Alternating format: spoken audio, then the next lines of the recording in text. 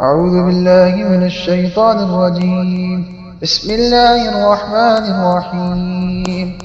والسماء والطارق وما أدراك ما الطارق النجم الثاقب إن كل نفس لما عليها حافظ فلينظر الإنسان مما خلق من ماء دافق يخرج من بين الصلب والترائب إنه على رجعه لقادر يوم تبلى السرائر فما له من قوة ولا ناصر والسماء ذات الرجع والأرض ذات الصدع إنه لقول فصل وما هو بالهزل إنهم يكيدون كيدا وأكيد كيدا